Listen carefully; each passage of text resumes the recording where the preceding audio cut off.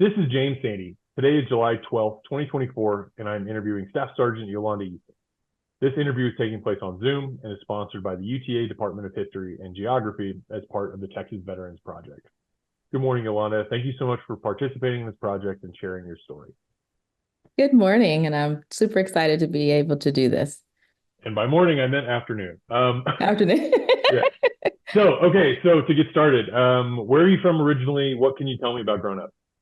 So originally, I am from Kannapolis, North Carolina, so a little small city outside of Charlotte, about 30 minutes outside of Charlotte. And so I grew up in a single parent home. So it was my mom who was the breadwinner for our family. And I was the oldest of three. So I have a sister and a brother. And my sister actually did a small stint in the Navy herself. I was Air Force and she was Navy, so she just did it just for a little bit. And but yeah, I was like I said, the oldest, and I loved cooking. You know, probably started cooking with my mom since I was 5 years old. I remember being on a little stool helping her cook. So because of that and being the oldest, I helped out a lot in the house as I got older with the cooking and things like that. And so then when it was time for me to try to figure out what I wanted to do when I was a senior, or in high school, I would say, because I also love singing. So that's another thing. I was in choir.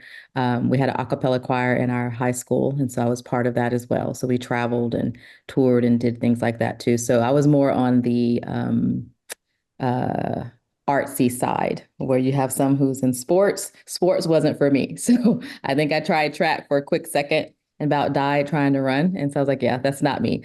So I was more of the singing, that type of stuff. Loved math. Math was my favorite subject. And so when it was time to figure out what I wanted to do, college definitely was where I was focusing on, was going into college.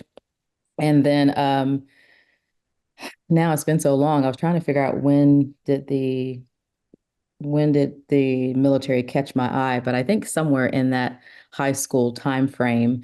While I was thinking of college, I do remember kind of talking with the recruiter, but wasn't really thinking that would be the way I would go with it. And so, but in a nutshell, I knew it would be between college and that. But I think I realized as I was getting closer and about to graduate, I was more of a trade person. Even though I had amazing grades, had advanced classes, almost a straight A student, um, I just was more leaning towards a trade instead of going into college. And so that's what I think was beginning to lean me more towards the Air Force. But that's kind of what I was teetering about, was between those two.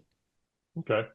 Um, so I'm gonna go back because that's what I have to do always, right? Okay. So growing up, right? You're the oldest of three. Were you guys? I'm assuming you guys are real close. Not really, to be, well, Okay. I mean, close as far as relationship, but not necessarily of age. So we were all 5 years apart. So Okay. it was me, then my sister. So then I'm 10 years older than my brother. Hmm. And so like kind of close, but by the time he's up and getting older, that Yeah. 10-year difference, I'm pretty much getting on my way out of the house. And so yeah, Okay. more so maybe my sister and I, but then like I said, by the time my brother came along, I'm beginning to get ready to go out of the house. Yeah. Yeah. And 5 years is like it's a little long, right? It's like you're not in the Yeah, same school at the same time, and so okay. exactly. Um, well, what did your mom do for a living?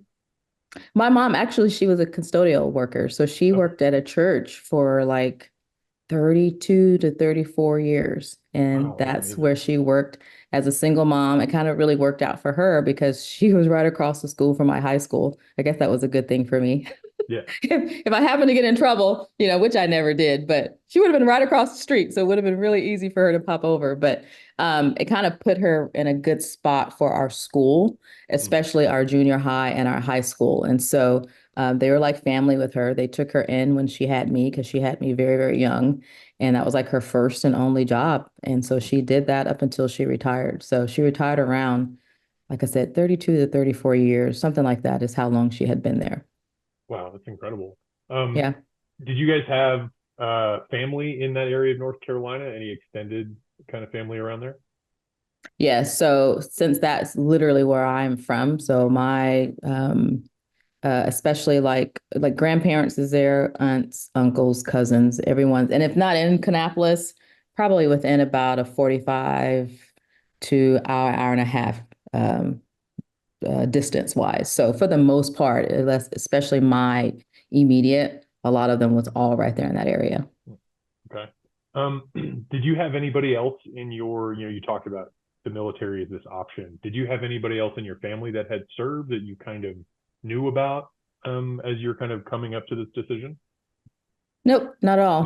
no. It was Okay. just, nope, not at all. It was just completely, I don't want to say necessarily out of the blue, but I was just open to different things. And I think what also probably appealed to me as well is the just the ability to get out of that area. It was a very small city. And I just didn't want to be stuck in just one place. And so, and I have a travel bug, so I really thought like, oh, if I do go to the military, I'll be able to see the world. And so that was one of the things that really piqued my curiosity about it. Hmm. What was your mom's opinion of this idea of you joining the military? Okay, so the way this actually worked, and it might surprise you. So whenever I was really, really leaning towards college, and it was going to be a college that was going to be in Charlotte, and Charlotte was about 30 minutes from us, 35 minutes from where I lived. I was actually had gotten accepted, and we were in the at the college doing the like newcomers orientation. Like I was had sat through the brief and everything. And so then I was at the office and we were about to really do like the final paperwork. And my mom looked at me and she's like, I don't think you should do this. I think you should go into the military. Wow. And I was sitting here, I'm like, oh, okay, seriously? And so we talked about it right there in the office. And she says, I don't. She says, I am really afraid that you will get stuck here. And I don't want you to just stay in this area. I want you to be able to get out, experience different things. And I just want a different path for you. And that was what she said. And so she had me young. So my mom had me when she was 17. Hmm. And so we almost kind of, I don't want to say grew up together, but her and I had an extremely close relationship. And so because of that, my attitude is, well, if mom thinks I should, then I'll do it. So it wasn't a huge debate or major conversation. Once she said, I think you should do it, I said, okay. And so I went ahead and called them up, the recruiter, and said, you know what? This is the direction that I'm going to go. And so that's how that decision was made. So actually, my mom was 100% for it. Yeah, wow, that's really incredible. Had you guys talked about it a bunch leading up to that moment?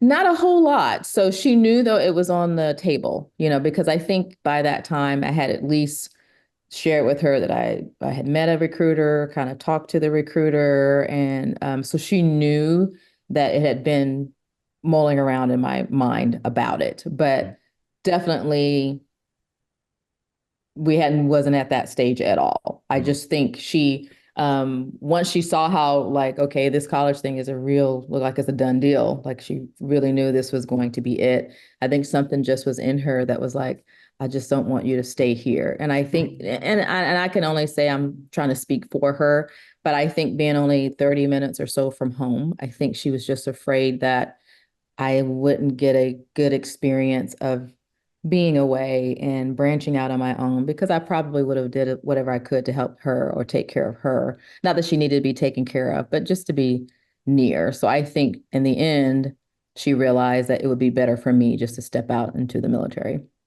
That's really incredible. It sounds like you guys have a really like great tight relationship. Yeah, Yeah. for sure. Okay, so as you're kind of thinking about this, what leads you to the Air Force? Did you consider other branches at all, or was it always the Air Force? It wasn't always the Air Force. I did consider other branches, and when you're 17, trying to figure that out, your reasonings might not have been the best reasons for it. But I knew Marines just was not my thing. And actually, I need to take this off. I was like, nah, the Marines isn't for me. That's not my thing.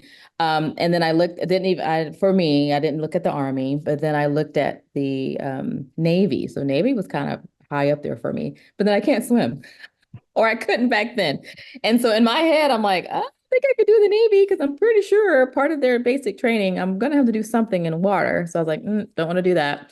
And so then that's when I thought, okay, I think Air Force will probably be the one. And I think what helped my mom be supportive as well, pretty much for her too, it was either Navy or the Air Force. She's like, those are the two that I think if I'm going to go into anything for her, she would have been okay with that. If it was the other two, she might have had maybe a little more hesitation. But yeah, with the Air Force, she had no hesitations whatsoever. Hmm. Okay. So what year did you graduate high school? In 1990. 1990. Okay. And then Yeah. had you already signed the paperwork and you're ready to go right after graduation? Yeah, I had already signed all the paperwork. I was just waiting. So I think I graduated in June and I was waiting for my date to come up in August. So Oh, my birthday is August 16th. I went in around August 14th. So I was still 17 when I went in. I told no one though that it was my birthday while I was there because I was afraid. yeah, So smart move. uh very smart. So yeah, so I turned 18 once I got there. So she literally had to sign my paperwork for me to be able to even go in. But yeah, I had entered into not the MEPS, a delayed enlisted, I think delayed enlistment program. Mm-hmm. So I had entered into that while I was still a senior. I don't know how now all that works, but I was literally just sitting around waiting for my date. Oh. Yeah, how was that summer? Those couple months where you know you're going, like what do you remember thinking, feeling during that kind of waiting period? I really think I was ready to go. And so part of me was just excited just to have a decision made. I was no longer in that in between of, should I, what am I going to do? So that part really excited me. It also excited me. I just felt like part of my life was really about to get started. I feel like sometimes when you're a senior, there's a lot of pressure on what you're going to do next. That's normally the question most adults will ask. So now that you graduated, what are you going to do next? And so it felt good to be able to say this is what I was going to do. However, I still had a lot of anxiety because I didn't really know anyone who had been through it. And so I had all in my head what could happen once I get there. So, and I'm especially then was more of a quieter person. Mhm. So I just wasn't really sure how I would handle someone screaming at me, like all of those things. And so, but I just remember though, just enjoying the time that I had, but I was actually pretty excited to be able to step into a new journey because I felt like that was kickstarting my life. Yeah, I mean, it has to be an incredibly exciting moment, right? Mhm. Um, so you enter, I'm assuming you show up to Lackland in San Antonio Yes, I went into Lackland at San Antonio in August. in August. Yes. Quite hot. Yeah. What's that first day like? I love asking about kind of that arrival moment, that first night. What do you remember from that? But what I remember is, of course, nervous on the plane because I'm sitting here thinking there's times on the plane that I'm like, did I really do this? Like, I'm about to do this. And so I remember meeting everyone at the here in San Antonio, and it's so neat because we live near San Antonio now. So I love when I go and pick up someone from the airport because I get flashbacks. I'm like, oh my gosh, that was us. Sometimes you'll see the new Mhm. kiddos sitting there, but I remember that, and I remember being in the room with everyone, and I don't remember a lot of chatter. I think we all were like, oh my gosh, this is about to get real. And maybe just a couple had a couple conversations, but I don't remember a lot of conversations. And so my anxiety was definitely increasing and getting up there. And then of course they come and now they're ready to shuffle you onto get you on the bus. It was nighttime, so I'm coming in at nighttime for me. And so so I'm also then arriving at Lackland at night. I remember that bus getting parked and they come on the bus and it starts. And so in my head, I'm like, oh my gosh, it's starting. I can't remember verbatim, but from parts that I remember, it's getting on and like, all right, tell him, get off the bus, blah, blah, blah, line up. And I remember lining up underneath one of the areas there. We're all lined up. At this time, my heart is beating out of my chest. And I seriously had the thoughts like, what in the world did I do? Like, I must be crazy. Like, yeah, I must be crazy. And I remember the TI, and she wasn't my TI, but I'm short. I'm like 5'2.5". And she's coming by us with her hat like right near my forehead and just screaming at us as she's going up and down and that's all I kept thinking was like, can I go back? Like, I don't think this is a good decision at all. And but the way I am too, I mean, what can you do? You can't leave at this point. You've made the decision. And one thing that I will say is that sometimes, at least back then, you would hear people with bad stories about their recruiter, like, oh, my recruiter didn't tell me about this or about that. Sometimes you would hear that. I'm not sure. Hopefully that has changed. But I felt like my recruiter got me completely prepared as much as he could, other than me just actually going through it. He shared with me how it would be, and he shared with me, they might be doing a little bit of the screaming. He said, but they can't touch you. So that was one thing he was like, they can't touch you. So they may scream and they may do whatever, but they can't touch you. He says, so it's just what they have to do, break you down first, build you back up. That's just part of it. So I didn't go in there unprepared. And I think that's what helped me a lot. I mean, even though I was doubting my decision at that moment, but I felt like I had not that I can remember his name now, but I had a really, really good recruiter that really set me up going in there. So I don't feel like I experienced anything that shocked me because I felt like he prepared me going in. That still didn't mean I liked going through it, but at least I was prepared going in. Yeah. Um, so how long was basic? How long did it last on? What's that kind of general experience like once you get into it? You wake up the next day. Yeah. So 6 weeks for me. I think they've switched it now to like 8, I believe now.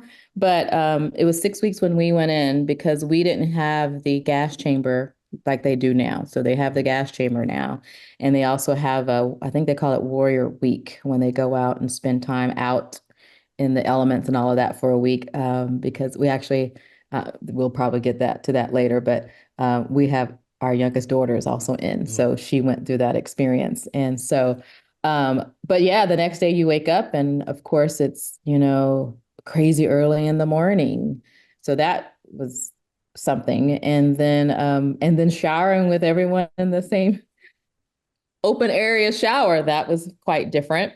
And so I was like, oh my goodness, this is different. But they're pushing you so fast to get in and get out and hurry up and take the shower. You don't have much time to worry about being in the shower with, 10 other women. You just hurry up, do what you need to do and be done.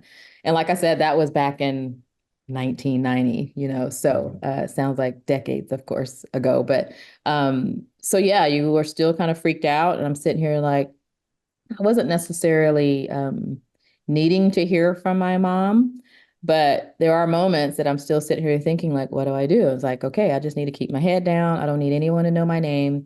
Let me just push through and make it through the 6 weeks, and then I'll be done because I know this is not the Air Force. This is just what they need to do to prepare us for it. And so that's what was going in my head. And then you start meeting people.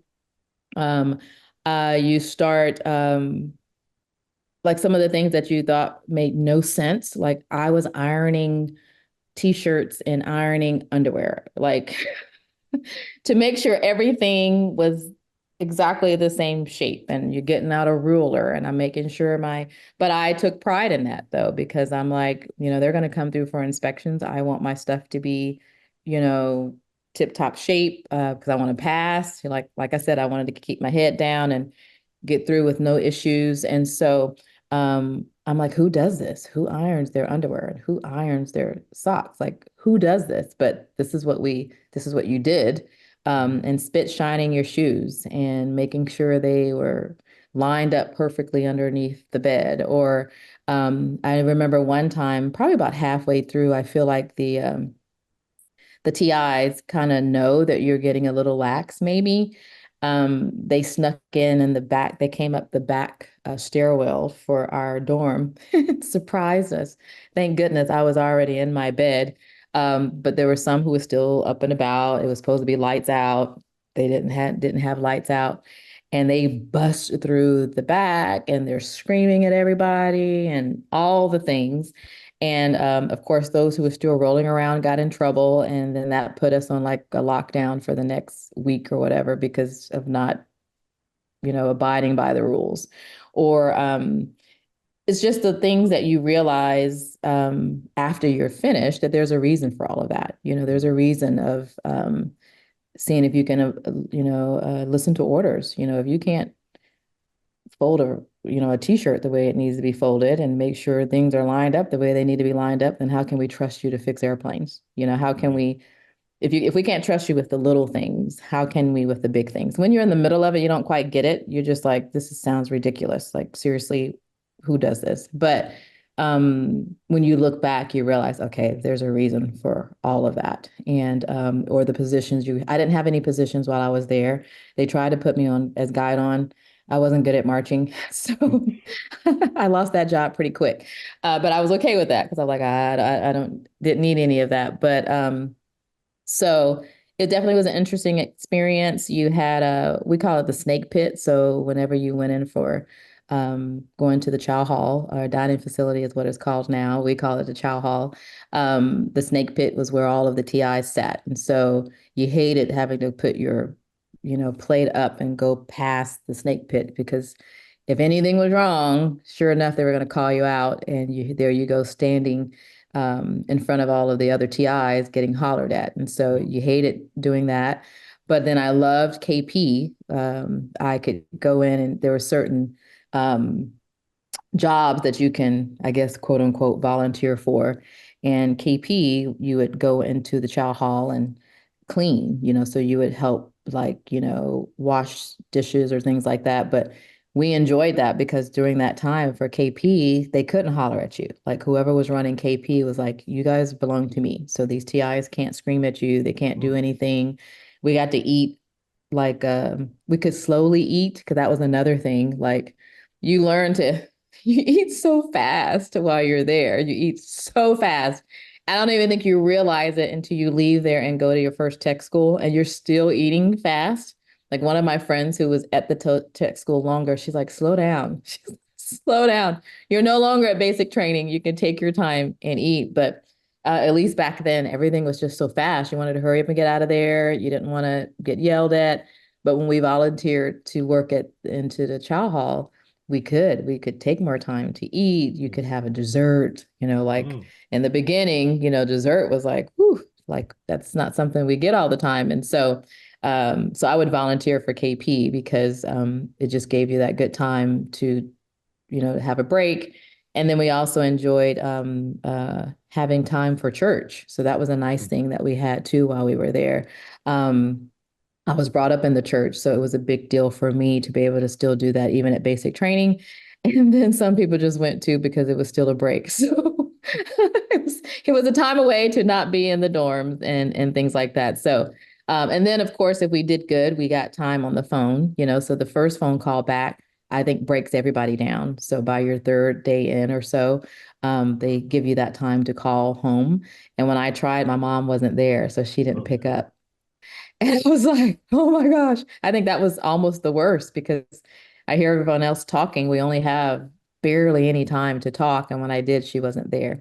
So thankfully, though, Sergeant Stressing was my TI's name. And he just came back. And of course, he's all tough. Like, did you get the call? I'm like, no, I didn't get the calls. I'm about afraid just to tell him that.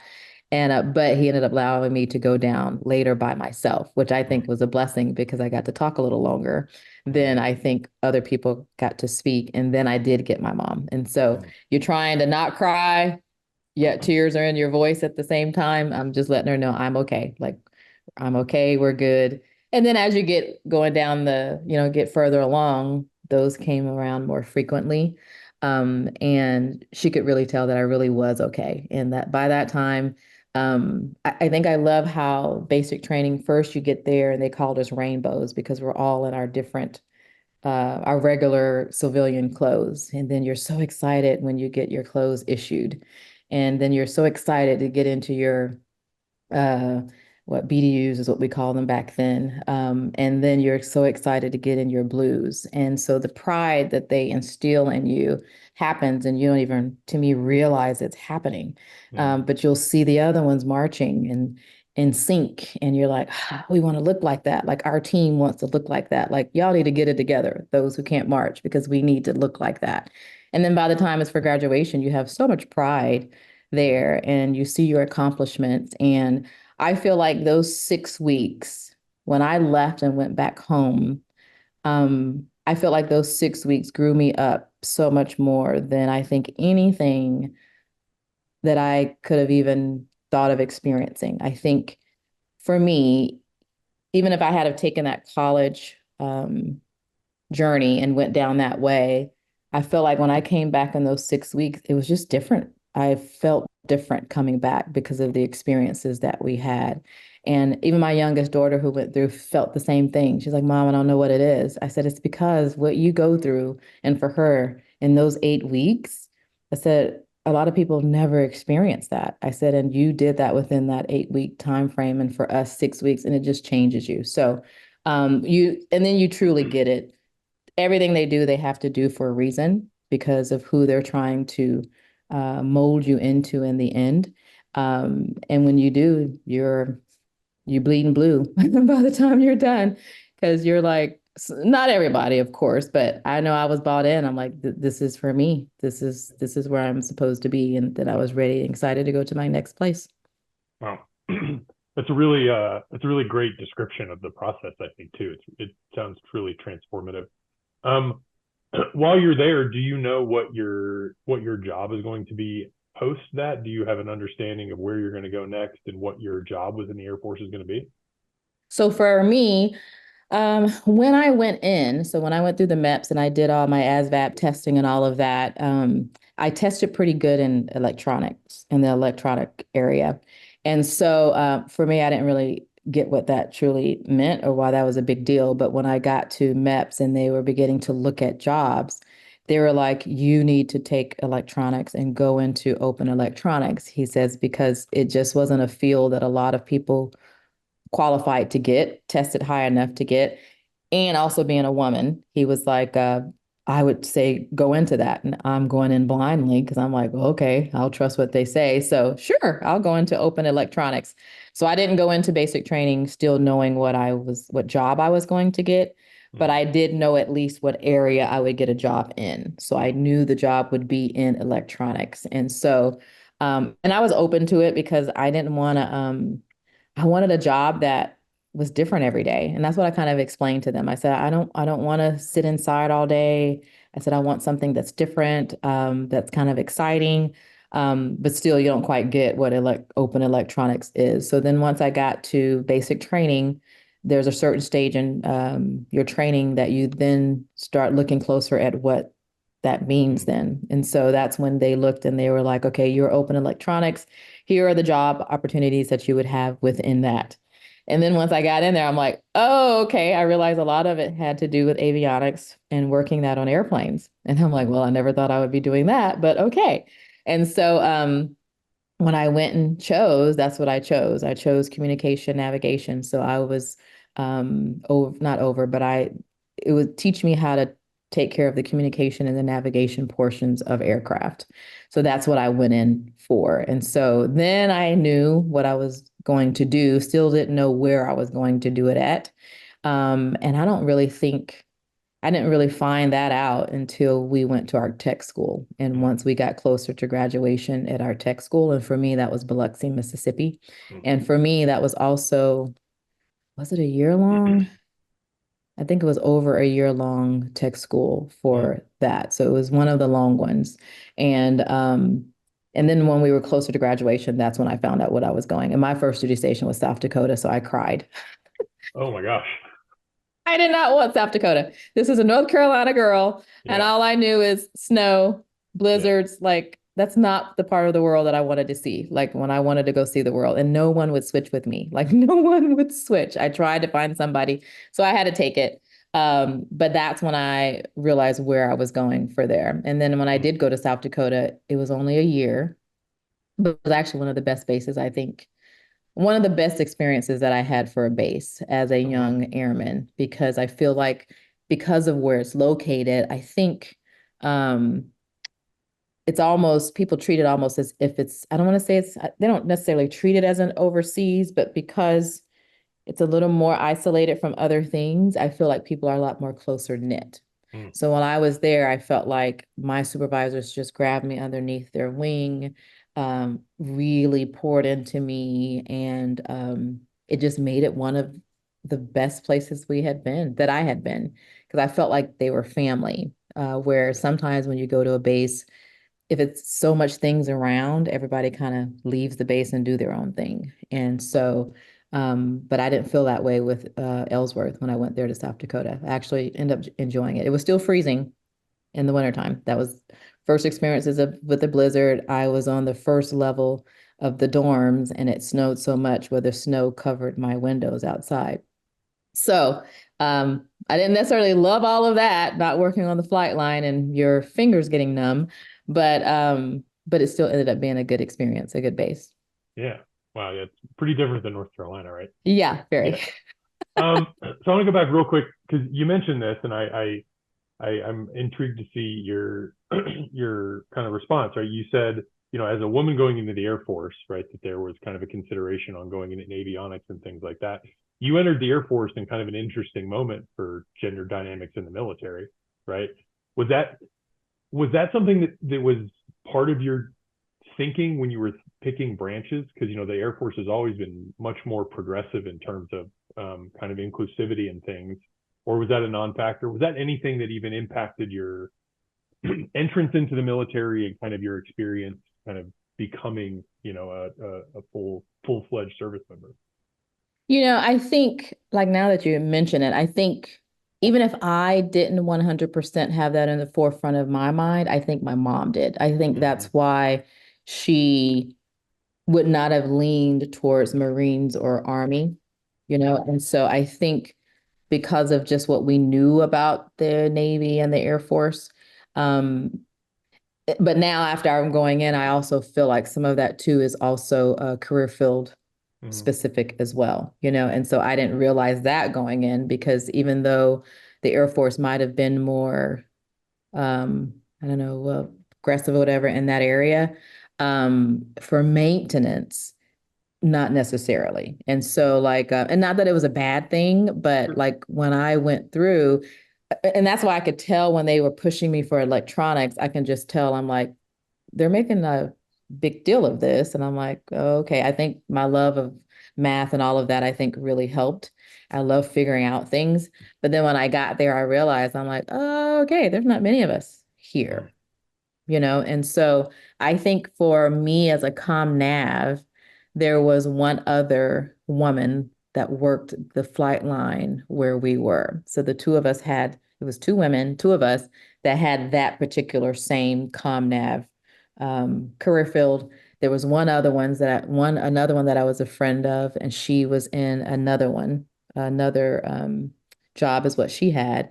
And then there might have been one or two female crew chiefs on the flight line. Mm-hmm. So a lot of times, I am the only female who's on the truck, the maintenance truck that's rolling around. Never felt any treated any way because of that.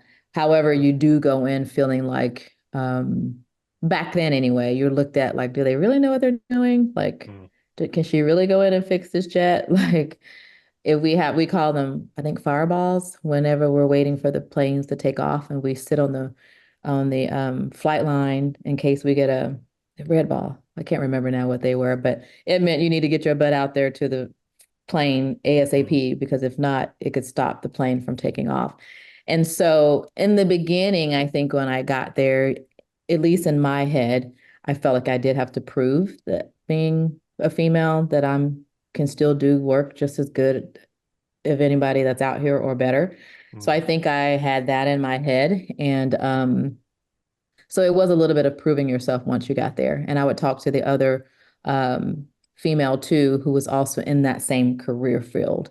And she was like, yeah, I feel it too. She kind of felt it the same way as well. But I think back then it just wasn't that many of us. And so hopefully by now, that dynamic has changed and there's more. But I felt like back then you could definitely feel it.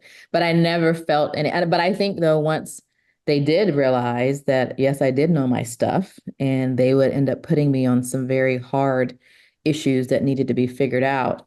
Sometimes my size also helped because I was small. I could fit in some of the little small areas in the plane, but Mhm. some things we had was very heavy items that needed to be picked up. So Mhm. in those instances, I might have had to have another male help me because of that. But so I never felt any different because of being a female, but I do feel, at least in my head, I felt like you had to work a little harder just to prove that because I am, a female, or maybe I can't lift some of the things that you can lift. Mhm. However, I'm still a very integral part of this team. And so I think I had amazing supervisors as well that was huge supporters and knew what I could do and just put me where I needed to be, So I would still say I still had an amazingly positive experience, even though there wasn't many of us out there. Sure. Well, and I think that's a really great answer to it, and it's kind of what I expected because I think again, the Air Force is this, I think, a leader Hmm. in that field that many of several of the other branches have really struggled to kind of solve that, right? Those kind of existing issues or whatever. Yeah. Okay, so your job, right? ComNav. What does that entail? What does that mean? So it was communication navigation. And so what I took care of, and the planes that I first started out or totally worked on was like refuelers or tankers. So I did like the R model 135 is what I worked on. And so I took care of anything that had to do with the communication portion or radar. So the big radar that's on the front of the plane in the nose and helps the plane figure out where they're going. I took care of that, meaning I helped fix it. So if for some reason something was wrong, we knew from our tech school how to go in and pinpoint what some of these things were.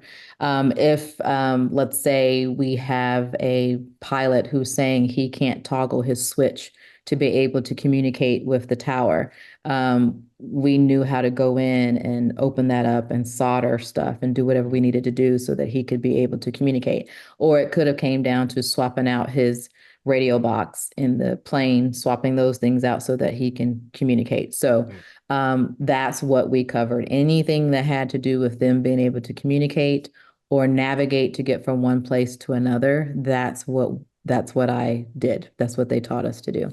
mm, okay. Did you enjoy that job? Yeah, I did. I loved it. The only thing I didn't enjoy about it is we were out in the elements. Mm, And so in South Dakota, where it can get negative, it could get pretty cold. And so I remember we say I was bringing a plane into one of the hangars, and I probably looked like a little Eskimo because I had my little furry hat on. All you could really see was just my eyes here, and just the from my breath it crystallized on all of my eyelashes up here. mm, So I'm blinking and I'm like, what is this? And someone else comes up and they're like, you've got frozen crystals all over your eyelashes. I'm like, oh my gosh, that's how cold it is here. So working out in that, you had to be very careful not to get frostbite because you're mm, outside, you're trying to change radios. So like one of the radios that we had to change was on the very top of the tail of the plane. So I would have to get either what we would call it like a little de-ice, not little de-icer, but the big de-icing truck to kind of take you in a basket to take you all the way up there so that I can change it. So not only is it freezing cold, but now you're at the tip top tail of the plane trying to do what you need to do to get this replaced. And so doing that in very cold weather can get old because you can't be out there very long. Like we be out there for a few minutes doing what we can do real quick for as long as we can. Then we're back in the truck trying to warm up and then we go back out and do it again. So when it's nice weather, I loved it. I can even deal a little bit in the summertime, but you'd be sweating like crazy as well. So then after I did that for my first probably about 3.5 years, and then I cross-trained to be a computer operator. And that kept me inside Yeah. and not out there in that weather. So, but I came in saying I wanted something that was different. I didn't want to be behind a desk. And so being a Yeah. ComNav specialist definitely did that. So I was able to check that box. And then I realized, yeah, I think I'm good on that now. And so Yeah. we requested to change jobs. Gotcha. So at I know at some point you meet your spouse in the service, Hmm. right? And it's pretty early on in your service, correct? Correct. Yeah. Yes. So how does that happen? What's that story? Yep. So we didn't realize it. So we actually came in like the same day in the military. We went through basic training the exact same time, Oh but we wow. didn't know each other there at all. And so we ended up picking the same job. So he's a ComNav specialist as well. We both fly to Biloxi. We even think we might have even been on the same plane, just didn't know each other whatsoever.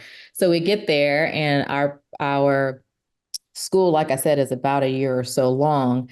And for your first portion of your school is teaching you all the basics of electronics.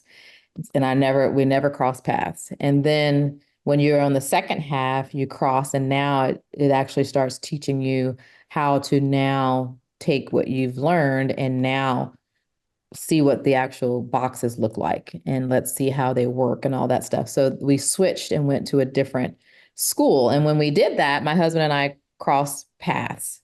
And so he was coming out of a classroom that I was about to go into. And he was morning shift. I was what they call T shift. I came in the afternoon. So when we crossed paths, that's when we saw each other. And Mm, so, because we're all in our different squadrons, we have different squadrons. And so we saw each other, and that's pretty much all she wrote. Like him and I both were in leader positions as far as marching flights and things like that. So I would see him marching flights. He saw me marching flights. So that's kind of how we saw each other as well. And then you have free time. So after because you're really there in school. Like it's to me, it's like no different than college. You take your college classes, and then after that, you have free time. So we had the exact same. So after we did our classes, you pretty much have free time. Your weekend is mm, your free time. And then after your class, you eat dinner and you still have free time. And so we met and we started dating while we were there. And but then of course you get your orders. When we did find out where we were going, he was going to Plattsburgh, New York. I'm going to South Dakota, total opposite places. And so we didn't know for sure. We're like, well, if it's meant to be, we'll see how this works because a lot of people are known for getting married at we call it tech school marriages. And we were like, we're not getting married at tech school. Like, mhm, we're not doing that. So if this is meant, we will see how it continues to go once we go to our separate places. And it did. We didn't date long. So we went on our first date in February for Valentine's Day. And then we were married by November that same year. wow. And so we were actually going to get married the following year, but then there's rules. There's some rules with the military. And so one of those rules were that back then you had to, once you were married, in order to get joint spouse, you would have to have stayed at your base for a year separation before you can joint spouse. And so we Mm, were like, well, we're already going to do a year separated. Why don't we just get married then earlier so that when mhm, we hit that year now, we can actually go ahead and join spouse and get married. So we ended up having the big wedding on our date we initially chose, but then we actually ended up getting married a little earlier prior to that. So, but anyway, yeah, as far as there at tech school to me, it would be no different than if you're in college and you meet up and, meet someone. It was just the same, Of yeah. course, you have military rules, but and meaning like when you first get to your tech school, you can't go off base when you first get there, and you have to walk around and still be in uniform. But the longer you're there, the more those rules get relaxed. Then Mm, you can put your civilian clothes back on again. You can start wearing those afterwards, and then you can start being able to mm, leave the base and do those things as well. But it's they gradually get you to that point, considering you had been in 6 weeks of basic training. mm. So I know obviously the military, the Air Force has lots of rules and regulations around kind of married service members. Hmm. Was there anything that stood out before you guys got married as you're kind of fostering this relationship? Is that something the Air Force is cognizant of? Do they care? Are there rules? Sorry, is that anything, or was it just do your job, do whatever you want in your free time, and then whatever? Yep. I felt like we were just cognizant that through all of it, it still comes down to what is the mission, So we knew the potential of not getting stationed together, like those are just things that we knew are possibilities. And so I think those type of things was always in our head was, there is a possibility that we may not get stationed together because in the end, the mission is what is the most important.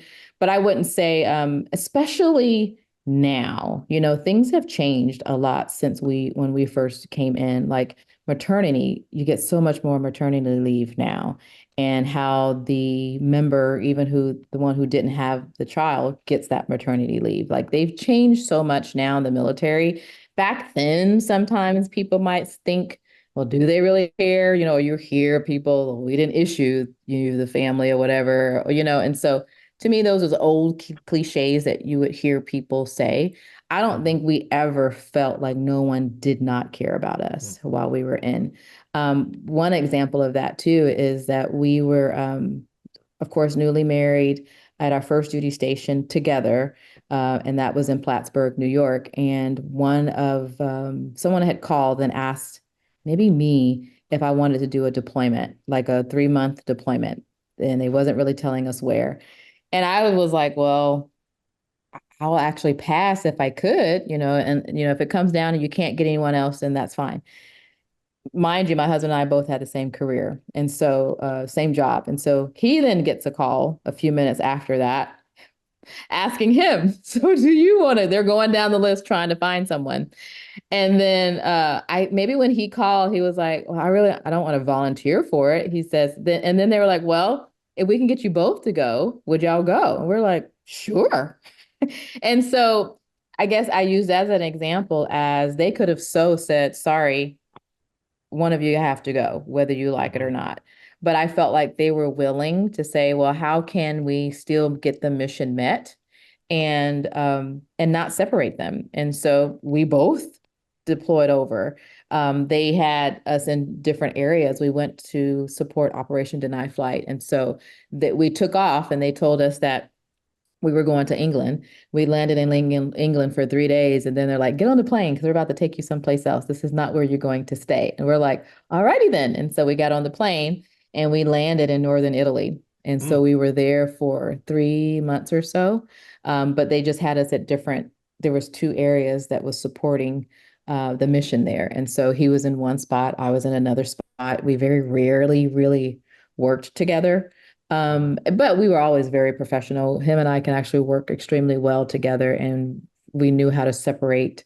If there was anything, there was never anything that we would show at work. If there was anything going on, we just knew our job is our job. And so, and I think they could see that once we were there, And so for 3 months or so, we were in Northern Italy deployed together. But I felt like if they didn't care, that could have so went a different way. And so I feel like maybe that little stigma that sometimes maybe used to be out there that the military doesn't care about the family, I don't think we really experienced that. I Mm. think for the most part, most of the people that we came in contact with and who was our leadership was willing to at least listen. And if they could make it happen, great. But we also knew too the mission still is the mission and that needs to get done. So if that means someone has to go, you have to go. It just is what it is. But for the most part, I'd say they worked with us a lot. Mm. Sure. Well, that's good to hear, right? That's what you want to hear, and get rid of Yeah. the idea that that's not the case. So how was that deployment to Italy supporting Deny Flight? It was pretty amazing and different. And I don't want to say scary, but just different. And I think that was probably the first time we probably was put into a situation where there was a potential that people didn't like us, if Mm. that makes any sense. Like I think back then when we first got in, we didn't go in thinking, oh, even though you know you're going to go in and war can happen. But I remember when we first went in, wasn't a lot going on. And then we get in and Saddam Hussein and stuff like that is really beginning to crank up. And so we're like, whoa, okay, we could really go to war here. This could be Hmm. something more than what we were thinking. And so we go to Operation Deny Flight. And, at first I was kind of scared to even go overseas because I had never been overseas before, like ever. And we went there and there was amazing experience as far as the community because we didn't go to a base. So they just had us in a northern area in Italy where we different groups was just living out of hotels. And so, but we couldn't go to work with with our uniform on. So we had to be in civilian clothes. They didn't want us to show at all that there was a military presence there. So they had us in a little compound off of the airport. It looked like we were out in the wilderness, but so that was kind of different. And they had the Italian military guarding us. So while we were at our hotels, the Carbonari, I think is the name of them, and they're standing with these huge guns, walking around, making sure we were safe. And they would do the same thing at the compound. And so that was it was nice to know that we had that. Also a little makes you a little nervous when you can't speak their language Hmm. and you're like, hopefully we can communicate enough Yeah. that you can understand if we do need help, right? Yeah. And or understand if we're letting you know we're the Americans, like, so there was a little bit of that. And then we had to do things like not all get in the car at the same time. So we would have someone who would scan the car a little bit underneath just to make sure nothing was there if we happened to have eaten.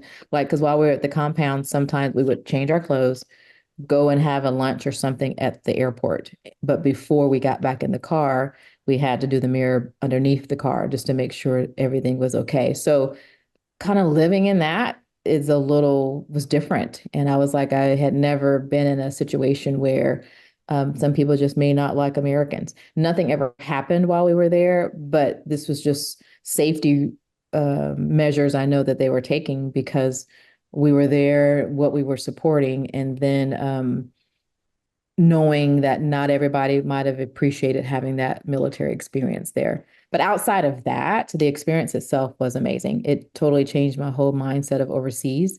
After that, I told my husband we can go live overseas any day. And so, because I fell in love with it, it was amazing. The culture was amazing. The people was amazing. Even though those who did realize we were American, um, they didn't treat us bad, so it was just amazing to experience all of that. So yeah, we loved it. At the same time, there was parts of it that were like, wow, this is pretty real that, if something went down, we're here and we're praying that the Italians will help protect us. Yeah. Um, okay, so that's into by that point, have you re-enlisted By that point, or are you getting close to that decision?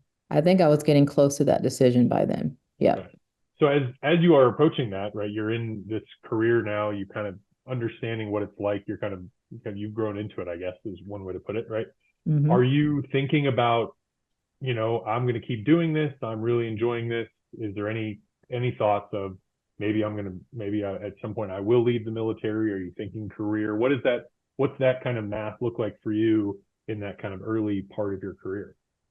I think what the math was for both of us is that we knew when it was time for family that we both didn't want to stay in. Mm. So whether it was him getting out or me getting out, we just knew so one of us was getting out. And of course, that was a decision for us. We've just Mm. doing being mill to mill, a military married to military could have its challenges. And so we were like, we needed someone to be stable. Mm. And so I know at that time, like I said, it was probably still early, beginning to get to that point. I don't think not reenlisting was an option, not necessarily an option. I don't think either one of us even thought to not reenlist because Yeah. we did enjoy it. We truly enjoyed the experiences that we had had so far. I loved the jobs that I had trained in. And so, which I felt like truly was getting me prepared for anything the next step, like if we did down the road. My husband really like if you was talking to him when he was younger, he was determined to be a chief. And if he could have, the chief master sergeant of the Air Force early on. Like he Hmm. kind of had that in his head early, even though along the way, sometimes supervisors, like early supervisors, didn't necessarily maybe even know that about him or feed that part of him and help that grow. But I just remember when he was young, like I would love to get to this point, Hmm. and so, and then I think once he ended up finding a really good supervisor who truly started speaking into his life, that took off for him. I don't think I ever had, I wanted to be that from the very beginning. That necessarily wasn't something that I had in my head, but I did know I definitely was reenlisting again. And Hmm. sometimes what happens is by the time you reenlist that second time, you're now beginning to push closer to 10 years. For Then you're sure. like, might as well just go ahead and then do 20 and continue on. So, but at that point, I know we both, especially as we was making rank, because that also helps the decision too. Once you start making rank, then you're like, maybe I will go ahead and continue on and keep going. Yeah. So you said earlier, you said you cross-trained into a new job. What was that new job? Yeah, I went into it was called communication computer operator, sorry, computer operator. But it was within a comm field. So when I first started doing that, I worked we call it an audit and switch. Now it's like old timey now, but I worked big, huge mainframe computers in the military. And so I did that, loading things and stuff like that. And then I ended up getting another job underneath that same comm career field, communication career field. And I took care of all of the what do we call them? How to make the communications from aircraft to aircraft secure. I had all the keys for that. And so it was a top secret type of a job that I had to be in. I pretty much worked in a like a vault because we would sign out these things, but that was still Hmm. underneath comm. So I did the mainframe switch for a little bit, but then I ended up getting that job underneath comm where I would initiate and send out these codes so that they can make their communication secure on Hmm. the aircraft. Gotcha. Did you enjoy that job as much as I did. as your first job? Gotcha. I really did. I truly enjoyed it just because I still felt close to the mission and um, it was just pretty cool to have that type of level of still being involved with that mission, making sure that what's communicating is secure was pretty big deal. And so it was neat kind of being part of that mission. Plus I had an amazing chief who was she was a female chief and she was in the guard. So she was my civilian um boss in the office. So she kind of ran the office as a civilian, but she was also in the guard Hmm. and she was the chief in the guard. She actually is the one that I ended up doing close to 7 years active duty, but then I went into the guard for 3 years. And I really did it because of her, because for one, she was a female chief in the guard, which I thought was amazing. And she just did a lot of amazing things. And so she helped me transition from one to another because in that job is when I ended up getting pregnant with my youngest daughter, my oldest daughter, and my first. And so we had to make a decision at that point because, like I said, one of us was going to get out when it was time to start having a family. And so at that point, for us anyway, they had already told me that once she's about 8 months, I would probably have to deploy for a year. And so for us, for that decision for us, we're like, I think now is the time for one of us to step out. And so I did. So about 3 weeks before she was born, I came out of active duty, but then I went immediately into the guard. And so, and I actually worked for the female chief, who was my civilian boss. And I ended up working for her in the guard and did the same job, actually. I did the exact same job, active duty. And when I went to the guard, I just switched and did that. Gotcha. Where were you guys when that kind of part of your life occurred, where you leave and you go join the guard? We were in Oklahoma City. So we was at Tinker Air Force Base. Okay. Mhm. Okay. How was that decision for you? Was that an easy decision to make? It sounds like you guys had talked about it quite a bit. Yeah, we had talked and discussed about it. So it wasn't necessarily a hard decision, but it was still part of you feel like you're still giving up a little bit of your career, because um, things was going well. I had made staff and but like I said, we knew that decision needed to have been made. Mhm. So we were okay. I was okay making that decision. But you question as you're about to make it, like, am I going to miss it? How is this going to be? How is the transition going to be? Um, would I say I missed it? I missed the uniform because even when I was a kid, I loved seeing people in uniform. I used to think I was going to be a flight attendant until I realized I don't like flying. And so I'm like, let's scratch that. So that's why the military Air Force worked out just fine. And so I felt like I was going to miss that part. So that part I think I missed, but I don't think I missed a lot of the other part because my husband was still active duty. So I felt like I still had that touch of military.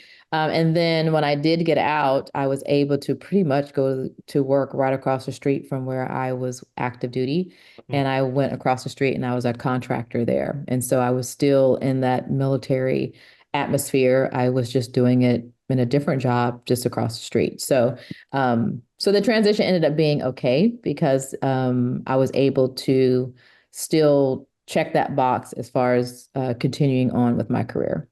Hmm. Okay. How long did you stay in the guard? I did the guard 3 years. 3 years. Okay. And that's Hmm. right after you leave. You guys have your first kid. Kind of that's transitionary moment, all in Oklahoma City. All in Oklahoma City. Yep. Okay. Hmm. So then you, in that moment, and then kind of after you leave the guard, you transition into this next role, which is you're still very much a part of the military as a military spouse. Correct? Correct. Yeah. So what's the next phase of your life, y'all's life look like as you move into this next phase as you're having a family, and yet your husband's career is still very much dictating where and how you guys are living your life. Hmm. Yes. And so I worked while because our children are 3 years apart. So I pretty much worked the entire time for our oldest. Mhm. And so until it was time for us to actually move from San Antonio, I mean, I'm sorry, from Oklahoma, and then we ended up moving to San Antonio. And Mhm. so when we made that move, he was stepping into being a basic training instructor. So we knew him stepping into that job, he would be working 18 to 20 hours a day, long days, for pretty much 7 days a week. And so we had to have that conversation. And even when he went to the course to even talk about it, because they was recruiting people to be in that position, they were like, okay, if your marriage ain't strong, you may not want to take this Wow. job because Wow. it's a lot. It can be a lot. And so, but we talked about it. We thought what would be helpful is that I also was active duty. So I knew what his schedule was going to be like. Because a lot of times that was the issue back then, is that sometimes spouses didn't understand why they're not coming home the first week. Well, the first week they're pretty much sleeping there with their, the new recruits because they're new. And that's just part of what they do. I understood that because I had been through it. And so we're like, okay, let's go ahead and do that. So when he did that transition, um, and we moved to San Antonio, we knew that I would stay home because he was like, if I'm already going 18, 20 hours a day, 7 days a week, someone also needs to be stable. So we're like, okay. So I decided I stay home, kind of stepped into the entrepreneurial world there because I realized I might need something that can move around with me because if not, I'm going to always be trying to find a new job everywhere we go. So I started doing that, kind of working from home. So that kind of helped with that. Different than what I would have initially thought career wise. However, it still did a lot of development for me. So by no means do I look back and say, man, I kind of, didn't do the things that I needed to do. But so that's kind of what our life began to look like. It was me being home because that was a 5 year gig, I think. I think it was about 5 years that we did that. And so, like I said, it was literally 18, 20-hour days. My husband would come home for about 30 minutes and he's then out. 30 minutes is about how much time we had. And then he's exhausted. And then he does this over and over and over and over and over again. And so we then ended up having our second daughter there at that time. And so So yeah, that was kind of our life there as the spouse. I began to step in the roles of supporting and supporting also other spouses, helping them understand what they're going through and what this world looks like, and then that of course changes. We go to the next base. That base is we end up going to Charleston. And I think Charleston is where I really began to get connected in our we call it it's called key support liaisons now, but it used to be called our key spouses group. And so I was a key spouse or I was a key spouse mentor. And that is where I would step in and I would support our spouses and their families. Because when we went to Charleston, he was back into being a maintainer again. And so, it's helping spouses understand, what do we go through when they deploy? What happens while they're away? What support am I going to get while they're away? What happens when they come back? Showing and helping them how to reintegrate whenever their active duty members come back home from being gone for a while. So I then started stepping into that support role where supporting him, of course, but really truly supporting and pouring into our families and helping our spouses and kind of helping because now I saw both sides, right? I was active duty. Now I'm also a spouse, and even that transition is different. People might assume that it's an easy transition, but for a while, when we both were active, I'm like, well, you could be the spouse. Like I told my husband and I would have this conversation, like, well, why do I have to be? You could be the spouse. Like we both are active duty. So if there was something happen in the group and like, oh, the spouse can come, I'm like, well, either one of us could be the spouse, right? So then when you're not active duty anymore, it takes a bit to understand the world that the spouses go through because it is quite different. And because the active duty members sometimes get more support in areas and they get more training and they get more assistance and help with personal and professional development. And a lot of times the spouses do not. So they're just sitting there trying to support in the best way that they can, but it's not always given the tools to help them get there. And so our goal, my husband and I, was to help them get the tools. And that's what that really started transforming into. The more and more he kept moving to different places and was getting into different levels, it started allowing us to be able to create some of these tools ourselves. And so by the time he ended up getting overseas and going to Germany, we started creating these programs. And anytime we would create programs that the active duty member can go to, I also made sure we created that same program that the spouses can go to as well. So we really started pouring into not only the active duty member, but also the spouse so that they can also like continue to grow together and not feeling like that the military member is on their own separate journey and the spouse is over here with the kids doing their own separate journey. Like we want them to be able to do the journey together. So hopefully when they get out or they retire, they'll feel like it was a good experience. Yeah, well, it's incredible because the active duty person and then the family, right? The family is as equally impacted by the difficulties and intricacies of military life. Um, Mhm. did you enjoy that kind of community building and that process and that role? I ended up truly enjoying it and it ended up becoming my passion. So I think sometimes when spouses look at and this is not for every spouse, so this obviously is just our journey, my journey. Um, I find, especially when you go overseas, sometimes things just have to look differently. And so, one thing when you go overseas, a lot of times they don't have the jobs available for spouses like they normally do, like if you were stateside. And so sometimes spouses get stuck where they get a place overseas and they're just so um, frustrated because they can't do what they used to always do that they don't allow themselves to maybe to realize it may just look different, so if you had have asked me when we first got married that I would be all in trying to create programs for our spouses and their families and all that, I would have been like, not me. Like that's not me. I couldn't see myself doing that.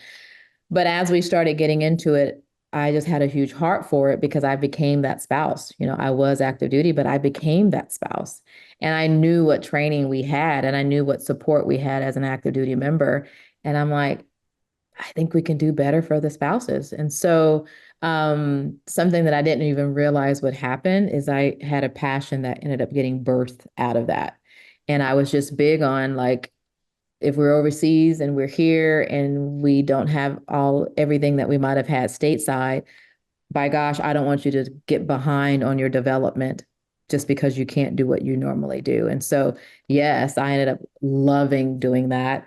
While we were in Germany, two other spouses came to me because due to his position, they just knew maybe I could help out in some way. And we created a program that we called Let's Talk. And the active duty member females had something similar, but we created this group for spouses for development where only about 40 at the max could show up per month. And we would pick topics each month to teach the spouses something that had to do with their resiliency, being overseas, and to help them be developed while they were there. So some of the training that I would see my husband do for active duty members, I'd be like, hey, can we pull that in for the spouses? And he's like, sure, you can do it for the spouses. And so that's what we would do. So if I didn't do it in our programs that we did, and normally I did do it there, I also tried to create a way so we can do it in the community as well. So spouses who may not be able to attend those other things could also get it a different way. So yeah, I definitely ended up loving it. And it became a passion that I didn't even realize was even there. And that's one of the things I'm truly thankful for being able to do this journey together is that it birthed something in me that I didn't even realize was there in the beginning. Yeah, well, it's an amazing way to like foster and secure that community, especially when you're not Mhm. stateside in Yeah. these bases around the world. Sounds like you guys lived kind of all over the place. Hmm. Yeah. Where all did you guys live? What was your favorite experience, if you Okay. have one? Yeah. So we started out in Plattsburgh, New York. That was only about 30 minutes from Montreal. So love that. So we could pop over to that pretty quick. And then from there, I may not have everything in order, but we went to Tinker. I first thought Tinker was Tyndall. So Tyndall is in Florida. Hmm. So when I heard we were going to Tinker, I was like, oh my God, Tinker, this is the coolest thing ever. And my husband's like, you're that excited to go to Oklahoma? And I'm like, Oklahoma? Like, I thought it was Florida. He's like, no, that's Tyndall. That's not Tinker. So that was a little shocker, but we had our oldest there. We ended up joining, loving that, bought a house there. And it was about a 3 hour or so drive from his family. So it was nice being able to be near family. And so then after that, we ended up hitting San Antonio. And like I said, we did 5 years there with him as a basic training instructor. We then ended up hitting San Antonio. And so our youngest was there, born there. Oh, did I say that already? I think I said that already. From San Antonio, we ended up going to Misawa, trying to make sure I remember, Japan. And Hmm. so I think that was the order. But anyway, we love Japan, even though I've cried when we first got the orders because I was like, I don't want to go to Japan. And I think I was just more fearful of being in the air for 14 hours. Like, what Hmm. plane stays in the air for 14 hours? Like, it doesn't even seem Sure. normal. And so I was like, I think that really freaked me out. But we went to Masawa, um, and that would probably, I would have to say, would kind of close. It may be ranked top to one of our best experiences. The Japanese culture is amazing. We loved it. Our children loved it. Our children felt safe. Like our girls, I could literally leave them at the mall in a country where they can't even understand other people's language and feel safe that they were okay. And they felt that. You know, you see little kids walking around the street at 9 o'clock at night, totally safe. No one bothers them. And so we loved Japan. And I love that the girls had that experience. Like I learned a little bit of Japanese while I was there. And so while I was there, whatever I learned, I taught the girls. And it was pretty neat because one of my oldest, we were somewhere and she reminded me, she's like, Mom, I still understand some of the Japanese that you taught me. I'm like, great. I thought that was Cool. pretty cool. And then we ended up then going to Okinawa. We love that as well. Hmm. Okinawa, though, was more Americanized, so I try to speak Japanese there and they would speak back English. So I'm like, y'all are not helping me right now. But Yeah. we really, really love that. And then we went to Montana. Montana was short. Montana was only a year and a half. And Okinawa was close to 3, and Masawa was 3. Maybe Okinawa was 2 years. Masawa, though, we were there for the tsunami and the earthquake. So we Oh were wow. there through all of that. And so that was an experience that our Yeah. kids had to go through and felt all. every bit of everything. Yeah. And we stayed when they had the opportunity for us to leave. You know, the kids was like, Mom, we would prefer to stay. So we kept Wow. them there. So we did that, did What were Okinawa. what were the difficulties associated with the tsunami earthquake? Because that's Fukushima, right? Yeah. Yeah. No. That was not the, it was, Oh. it would hit Sendai. So it was the one Oh, that okay. hit Sendai. Okay. It was the big one though. It was like the Hmm. 9 point something one. Wow. And what we had a 7 point something a few days before, and then the big one hit. And so we were without power. We had, we wasn't sure, we lived off base. So our whole community was Japanese that were near us. And so we had no power. We had, our oil was beginning to decrease, so we needed oil to heat the house. Mm, And so, and then even our active duty members was going to have to leave. So he left a few days after because the planes had to go somewhere safe. So they had to take the planes off. And so, and then we had more earthquakes that kept happening while he was gone. So we ended up losing power again. We were about to run out of oil, like the gas stations was backed up for miles with people waiting, trying to get gas that got rationed out. So all of this is what's happening while we were there. And so because of the unknown, they were like, okay, we'll give families an opportunity to go back to the States. hmm. And we a lot did evacuate and go back and until everything got settled there in Japan. So it's like we finally got oil. We probably was down to a fourth left in our tank to heat because Oh, dang. it hit in the wintertime. Like it was cold enough where some of our food we just set outside because it was cold enough to keep it cold, even though we didn't have um, electricity, but thankfully I had a gas stove. So some cooking I was able to do. Mm, But then I'm watching the gas because we don't know when they're going to get anything's going to get refueled. And so that's kind of what we were dealing with mm, was how is our living going to be if we stay? Because right now we have no idea when we're going to get anything in. And mm. that's kind of where we were sitting. But even with all of that, our girls preferred to stay there than to go back to the States. They're like, Wow. Mom, we don't know. To them, they felt like even the States was unknown as far as trying to get into school and all of that Hmm. stuff. They're like, we'll just stay here. And so we did. Wow. Yeah. That's a ringing endorsement. Yeah, I Wow. know. So you said, you guys moved from Japan back to the States to Montana of all places. Hmm. How was that? Montana was very interesting. So, Yeah. um, it was his first position at because he was at the wing is where he was at, and so it was his first position taking on that responsibility, and so it was a kind of a lot because a huge scandal happened while we were there. We were there only like 3 months, I think, 3 or 4 months, and it hit. So it was all stuff that happened before we even got there. And it was in the news, a huge test cheating scandal that happened. And a lot of people had jobs that had to retire from, like a whole lot was Oh, happening. wow. And so people getting fired, like all of this happened. And I'm like, and we've only been on the ground for 3 or 4 months. Like, really? Like, this is a lot. And so he was leading in that, and we were doing things in that. Like a lot of families were still dealing with seeing these firings and all of this that was happening.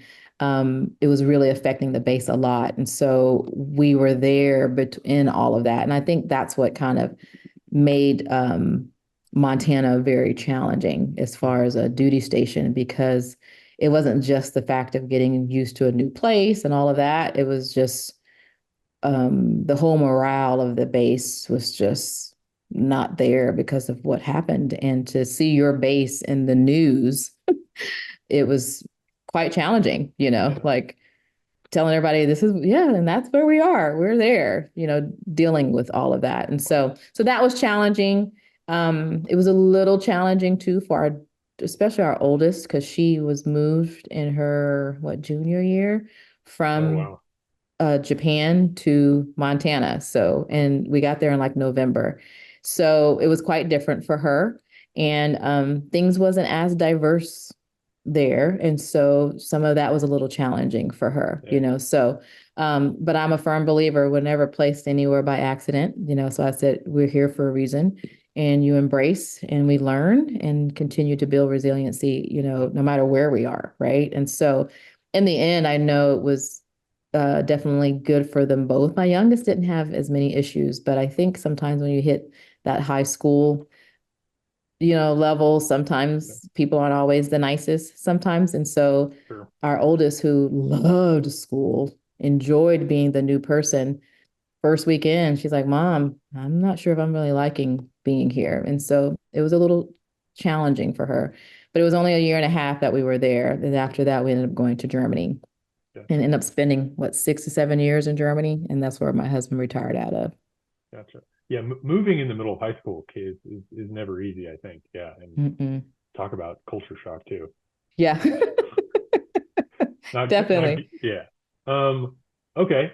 So you got one of your daughters is in high school, right? So is she does she graduate in Montana? Is that happened at that point?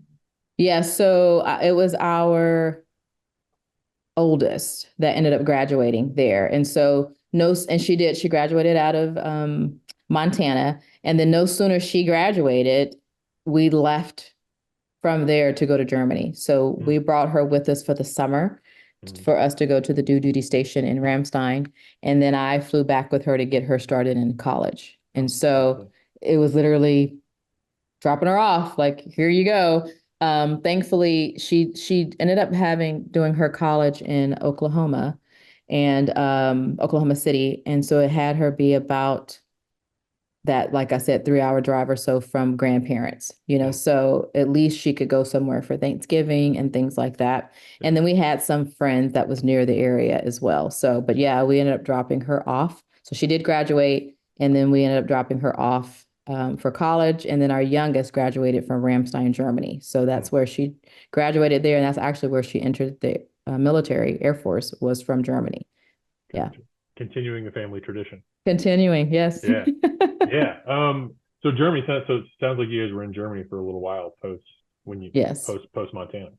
We were there Yeah. for a total of, I say 6 or 7, 6 for me, 7 for him. So while Mm, we did about 3 or 4 years at Ramstein, and then we ended up going to Stuttgart, which was about, what is Stuttgart? About 2 hours away, I think, from Ramstein. So to me, it's just kind of up the street.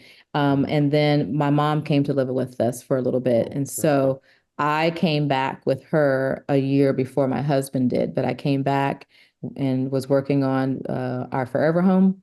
And Mhm, then he came and joined us a year later to retire. So, but mm. yeah, we were there, him a total of 7 years in Germany. Gotcha. Um, and having talked to him, it sounds like his job got pretty intense once he was there. What was that like for you guys? Because it sounds like he was all over the place, big responsibility, all those kinds of things. What was that like on y'all side of things? Yeah, so it was he was definitely very, very busy. Um But another one of those things, we sort of kind of expected the busyness because when we were in Okinawa, he had stepped into one of those positions temporarily for about 2 months while he was waiting for the people to come in who was really taking that position. So he was an interim. So, and it was about the same size. So when we knew going into Germany, we're like, well, it's the same size of what we had there in Okinawa. So we kind of know the busyness of it. And then because he ended up having 4 total different jobs while we were in Germany. So the first one was very, very busy, but it kept him local busy. But Mm, as he stepped into the other two, it ended up making him travel busy, and so he ended up having a rhythm probably about 2 weeks at least out of the month he was gone, wow. and so his travel was really, really up there quite a bit. And so I think sometimes what might have helped a little bit is that our youngest was in high school, and so high schoolers, and she was in like 11th or 12th grade when he was really beginning to get busy. And I feel like at that age, they're beginning to get busy as well, Mm, So I think in some ways that was helpful because she's playing tennis, she's doing those things, she's traveling and things like that. And so, but even with his travel schedule, we try to do really good at, I try to get his schedule and get her stuff on his calendar. So a Mhm. lot of times he may travel during the week, but he may come in on the weekend and still be able to be present. And Mhm. so we had to do a lot of things intentionally. Like Sure. we couldn't, like we would teach our girls early, get me your schedules as early as possible because we need to plug him into dad's schedule because we know he is busy. So that was it was a lot as far as his busyness. And it's, I guess you say at some point you almost get used to it. I don't want to say necessarily unfortunately, but that was just his job. His job had him traveling quite a bit. But I think that was also a huge benefit of us all having our things, our youngest being involved in school, and she was also involved in choir, and like I said, she played tennis, and so that would keep her busy, and I was doing things supporting for the spouses and stuff, and I Mhm. was an honorary advisor on the board that was there, and that Oh, kept cool. us busy and things like that. So I think even though he was going a lot, since we all had our things as well and we had our schedules, it didn't make it seem as bad as it was. Sometimes it's worse telling people. They're like, oh, I was like, well, yeah, 200 whatever days of the year, he's Yeah. gone. And they're like, really? I'm like, Yeah. yeah, but that's just our life. And you just end up getting used to it. So it wasn't as bad, I feel, as it may sound. Well, yeah, it's interesting too. That kind of measurement of time, then you compare it to the time you guys were an instructor, right? 20-hour Hmm. days, right? Those, but you figure it out and you make it work. Yeah. Um, so your youngest daughter joined the Air Force while you guys are in Germany. Yes. Hmm. What was that like for you? What was that process like? Did you see that coming? We did not. Not at all.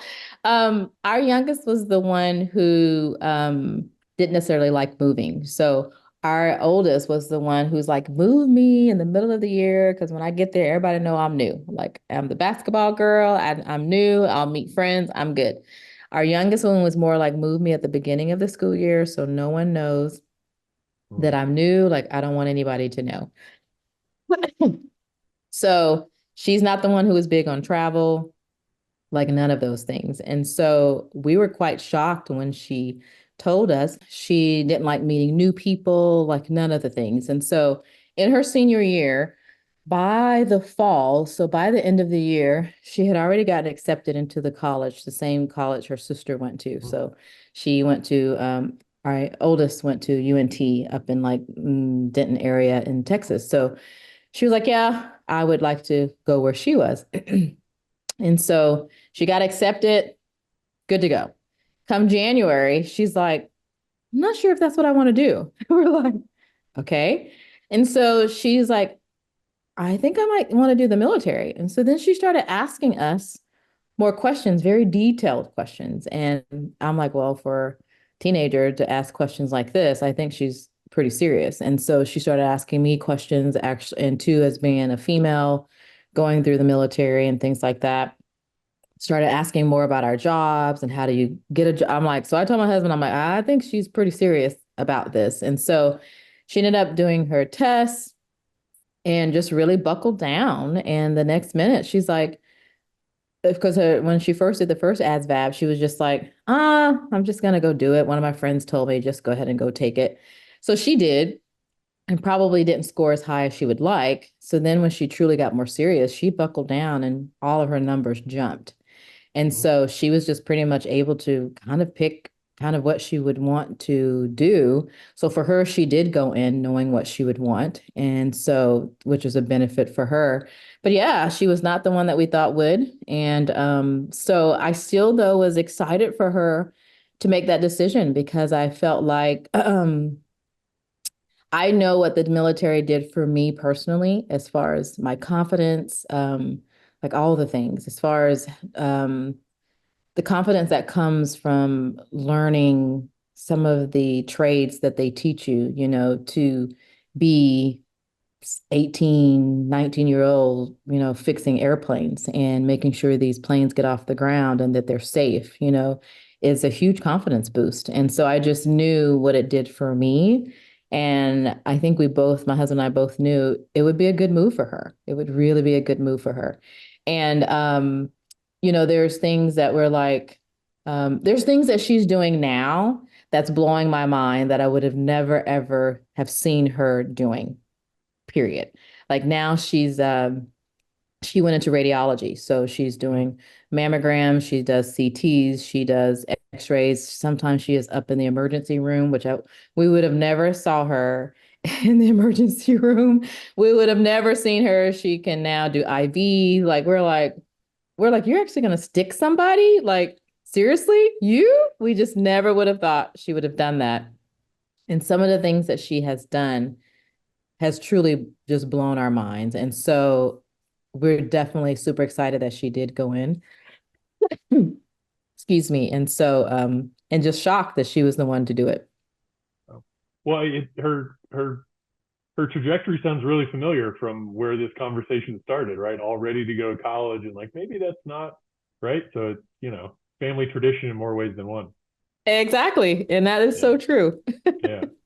Um, okay, so as you guys are kind of nearing kind of the end of your military career, you mentioned your mother comes to live with you. You guys go move back to the States, and then your husband stays for a little longer and retires. What's that moment like for you as both your kids are out of the house and it's now time for this military journey to come to an end? What do you remember about that kind of period in your life? I think I felt like we were ready for it. Mm, Sometimes I didn't want us to be, or especially my husband, to be like pulling him out of the door and his hands still grabbing, like, I mhm, don't want to go, I'm not ready to go. I didn't want that to be the case. And so my big thing was really checking in with him a lot. Like, are you really ready? Are you really ready? And I felt like he had really hit just about any level that he had set out to do. And so I felt like he had accomplished those goals. mhm, And we had did a lot of work together for our military community. So I felt like we both felt like um, that it's okay and it's time, and also time to pass that baton on to others. You just hope that those you also poured into will then take that and continue on and continue doing the thing, right? Like eventually we're all going to have to retire out. We have to sometimes set these boots aside and let someone else continue doing that. And so mhm, I felt like we both felt like it was a good time to be able to do that. He had put in, it was 32 years by the time he had retired. So 32 years of putting that time in for the military, supporting the military, pouring into that. And I was like, okay, now it's your time to, for one, relax and not have all of those pressures and stress on your shoulders anymore, and enjoy the rest of your life. And so I felt like we wasn't the couple that was like, oh, but if we could just do a little bit more. I'm like, no, I think we both felt like we put it all in, like we put it all on the table 100%. And so when it was that time, neither one of us, I felt like, had any regrets or any of those things, because I think we felt like whatever we were placed on here, this earth to do for the military, that we had did that and we had accomplished that, and we could walk away saying, you know what, that part of our journey is done. Now it's time for us to continue on to something else and to yeah, continue doing things to potentially also still help. hmm. Um, okay, so as we kind of come, I'm not done yet, but I want to go big picture here as I kind of start to wrap things up. Hmm. Um, and I love these kind of big picture questions. And you can answer this from any point of your experience with the military, because you also have 32 years attached to the military, right? Hmm. And this is an unfair question, but what was or has been your favorite part of serving? If you have a You said the favorite part of serving, or okay. your connection to the military. My favorite. I think one of my favorite things that I like so much about it is that, and some people may say that's one thing they hate the most, is that I love the family that we now have because of the military. Um, there are so many people that we have met that we would have never met before. There's uncles that my children now have that they would have never had if it wasn't for the military. They have aunts that they now have that they would not have had from the military because um, the family that military gives you is just, something you hear sometimes people say there's something about chosen family. Like the people that we met from the military, they are our chosen family. These are people who stepped up for us maybe when we needed help, times when maybe my husband was gone, those times, and a neighbor who we could drop off food with each other or cook, or if I'm sick, they're dropping off food for us, or because it's such a small military, like there's one of our friends that we have, and they are aunties and uncles to our girls. And we probably been have stationed with them 4 times, so and we was pregnant with kids at the same time, and we've seen them grow up, and literally they just flew in for our daughter's wedding we just had a few weeks ago, and that's family. And so if anybody would have asked me about that in the beginning, I would have never even thought about that. That would have been one huge plus that we're getting out of this.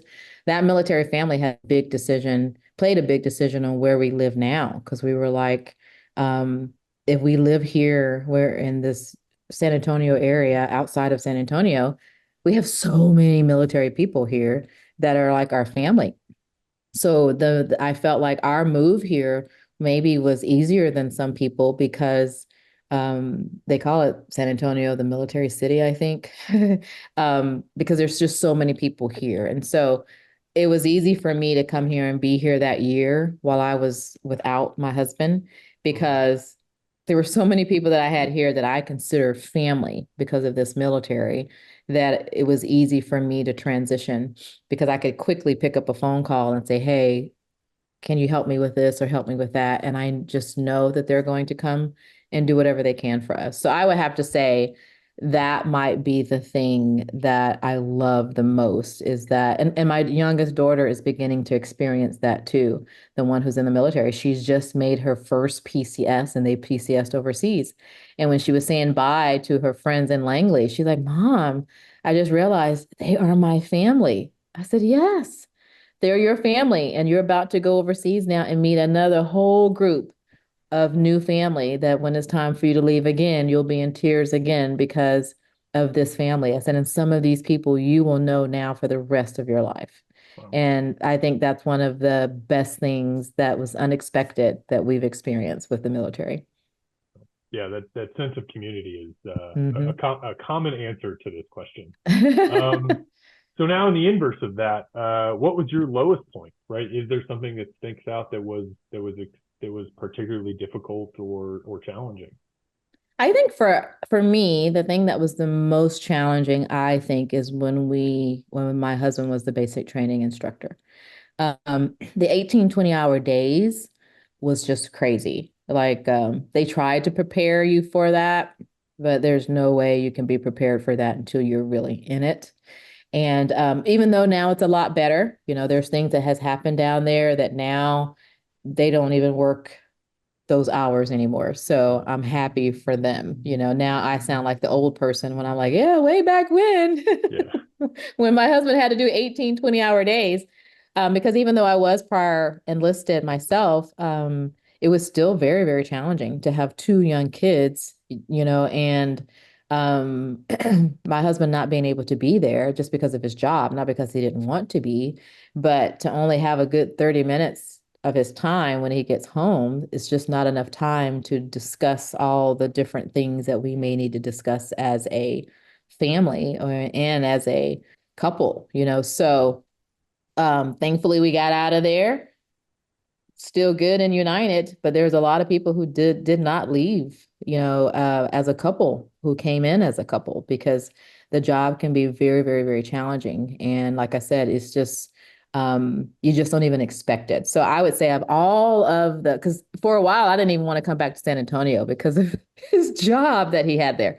So many times he wanted to come back, and I'm like, I don't want to go back. I'm like, I do not want to go back. I just did not have the best of memories, and it had nothing to do with San Antonio. It's just the job that he had, um, just didn't leave me with good memories, you know. But we're here now, about 30 minutes outside of San Antonio, so I think I got over it. And I realized it was okay, but I think those hours was just kind of crazy. And so I'm really, really happy now that those hours have changed because I think it's different now. I don't feel people have those same stories that we had, and it's a lot better. Yeah, that's such an intense stressor on every part of someone's life. I mean, Hmm. it's wild. Okay, so I think I know the answer to this. Would you serve if you could do it over again, and would you do anything different? I would 100% serve if I could do it over again, like 100%. Um, we have been truly blessed for the life that we have had, and we know we have it because of the military. The military is what has allowed us to do it.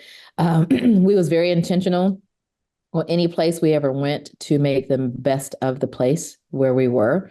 Meaning, that's why we can look back at pictures so much now. We're like, oh my gosh, we did this and did this and did that. Because just like when my husband, even though he was gone 2 weeks out of the month, when he was home, then we went someplace, you know. So we were very, very intentional with that. And so I think because of that, we look back and just see we've just truly been blessed to have traveled as much as we have, to have a daughter who obviously, and both daughters, but a daughter who obviously enjoyed the life that she had as a military child to want to go in active duty, you know? And so, and it's not like our oldest hasn't thought about it because she has. I think it's just a point of, I don't know how she would do with getting through basic training. I think that's her deterrent.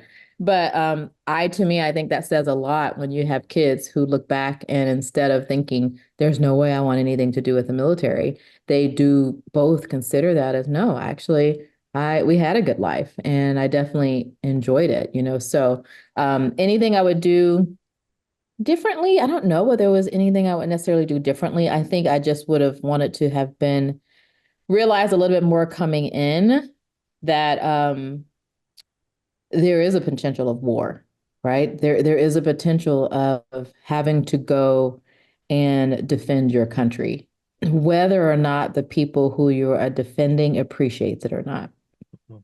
you know? And sometimes I think when I first came back in 1990, that just wasn't in my head. It was just college or military. Oh, I'll go in the military. I didn't think that what if something happens? So then I have to really ask myself, okay, am I really ready and willing, you know, to say yes? Well, when you've already raised your hand, you are willing to say yes, whether you pretty much like it or not, right? But I just think I would have made sure to have truly thought that through stepping into it. Would that have changed anything for me? No, I still would have made that exact same decision going in. I just think sometimes I think people just need to make sure they do ask those questions when they're going in. Like, if this should happen, am I willing to still say yes? And if you're not, you need to think about that because, there are things that's happening, but I would still say yes because there's other people who said yes for me, right? Like there's other people who said yes for us to be able to be where we are right now, to have the freedoms that we have right now.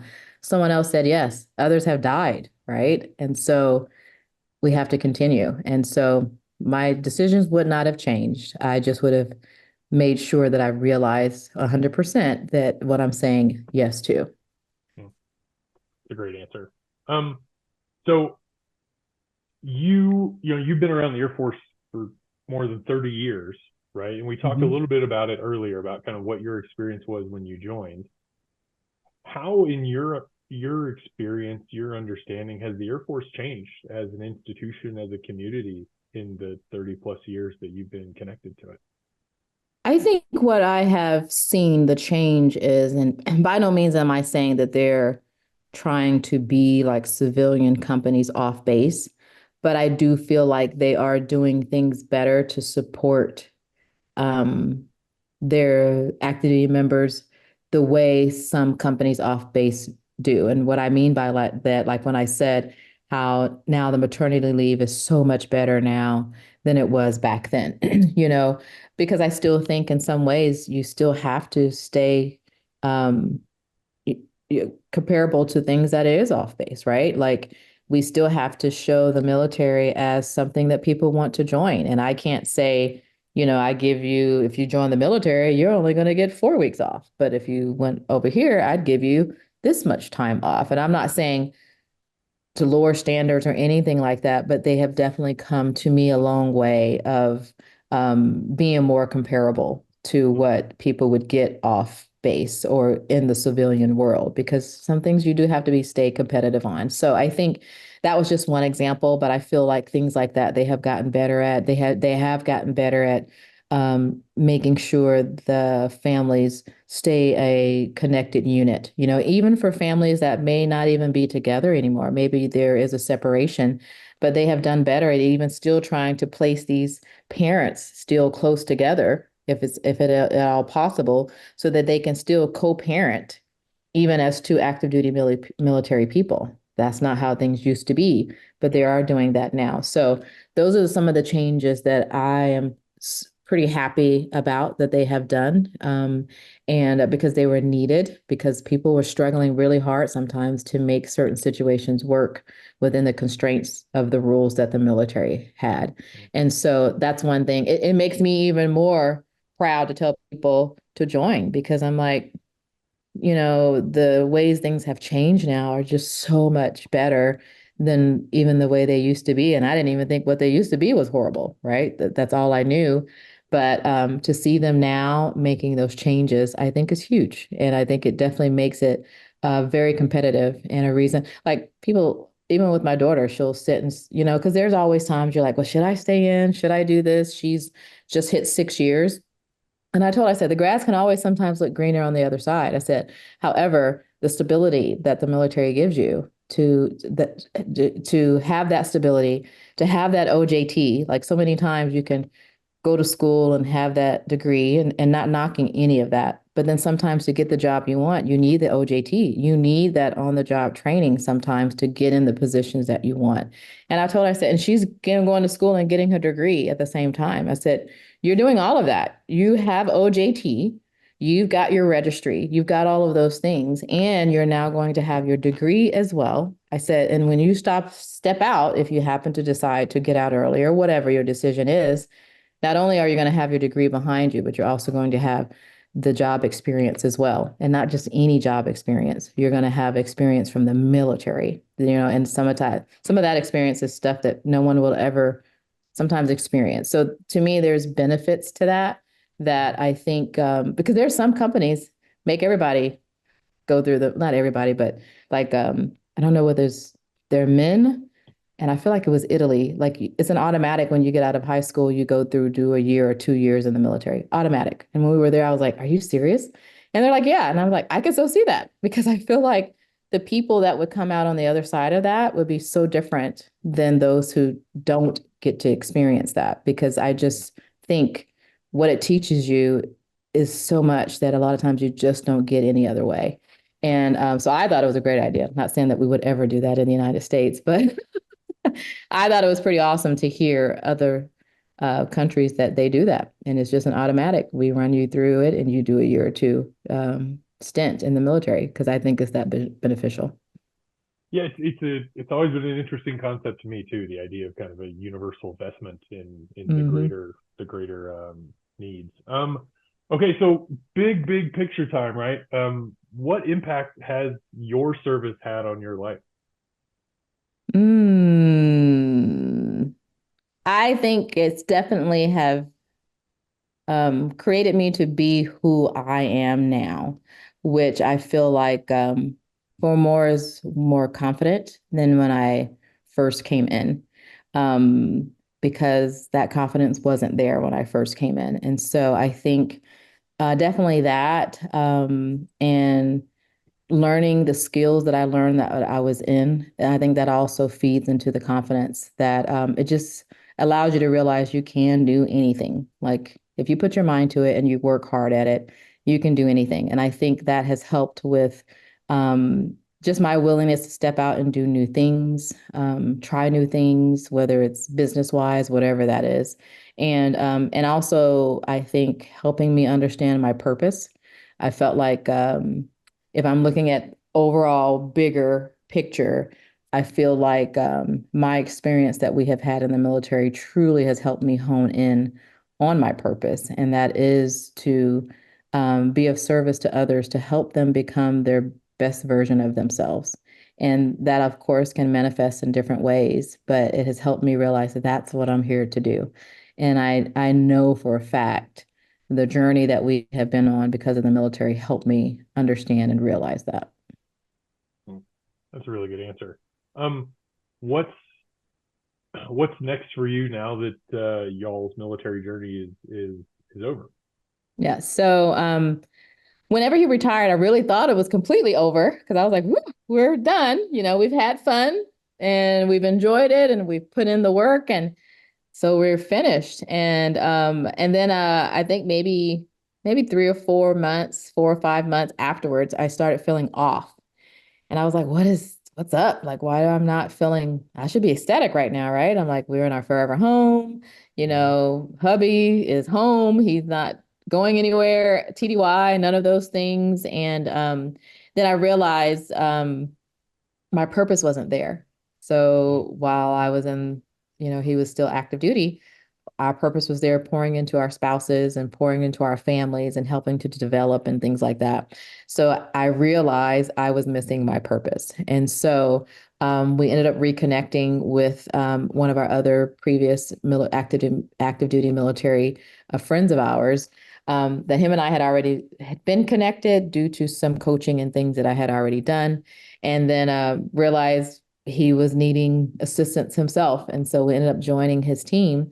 So we're still connected with the military and we're now still doing coaching and things like that on the military realm. And I am now over his spouse operations. So I'm the chief of his spouse operations. And so now I get to do the exact same thing. I still get to pour into the lives of our military spouses. For example, like this year, for from February through June, they were flying me into Maxwell Air Force Base at their Air University so that I could teach what I coach, the topics that we teach to the spouses there, so that they can then take that and take it into their community. So I'm able to still do what I was doing, while he was still active duty, which is definitely a blessing. Wow, that's amazing. What's the name of that organization? Who we do our coaching for is called Military Sherpa Group. But what I've created is called a Military Sherpa Spouse Academy. Cool. And what that is, it is literally for spouses' professional and personal development. And one of the things we first start out with is teaching them their leadership voice. And it's called Five Voices. And that's what I teach when I go to Air University. So that because the spouses that are at this Air University, they're leader spouses. So they're about to go into these supportive positions with their active duty members at these leading positions. And so we try to teach them these tools so they can help communicate with each other, and not only just with each other, but within their communities and within their families. And Mm. so they then take this because we teach the active duty members as well. And like I said, if active duty members can get it, my goal is to get the spouses to get it too, so that they can both have the same language. And so that's what we're able to do. And when they come to Air University, our spouses love it. And I only get a snippet. I give them about a 2 hour intro to it. And that's enough for them to come back saying, all right, we want more of this. And so my goal is for the academy is when they get to their bases, because they're about to move to their base, then I can come in and help them with their spouses groups there so that we can all be on the same, teaching the same thing and learning the same thing, so it Wow, can affect their communities. wow, that's incredible. That's really cool. You're still doing that, which is, and that Hmm. the Air Force is like promoting it and making it part of its mission too. That's Yeah. really Hmm. that's really impressive. Okay, so last question, right? What advice do you have for young people entering the military today, this generation, which you have experience with your youngest, obviously, but hmm the advice that I would give is, let me see. For one, go do it. I'm of course a huge advocate for that as far as doing it because I just feel like the benefits that you're going to receive from stepping into that is you can't even put a price tag to that. Like you can't even what does they say priceless. It's like that one credit card. It was like these experiences are priceless, right? You stepping into it to me is just priceless. You can't even understand what opportunities you're about to step into just because you're saying yes right now to do something for your country and to be able to be of service to other people. I feel like is one of the biggest opportunities anyone could possibly have. And so for one to be willing to do that, I think is amazing. And then to step out there and raise your hand saying that you're really to step out there and defend, our Constitution and our people that's here and people who are overseas. I think that's huge. And so I would just say, do it afraid. So even if part of you is a little hesitant on doing it, but if there's a part of you that says, this is what I want to do, then step out there and just do it anyway, because I think you're going to see so many of your opportunities and blessings open up just by you simply saying yes. So even if you're afraid, do it anyway, because my husband now and I, 32 years later, are two examples of just saying yes, and we wouldn't look back and change a single thing because we've loved every single bit of it. No, that's a great answer. Okay, so is there anything that I didn't ask you about that you want to include in this? Is there anything I didn't cover? I don't think so. I think you got it. Okay. Well, thank you so much Mhm. for sharing your story, your time, and your experience with us. I really appreciate it. No problem. Thank you, and you're welcome.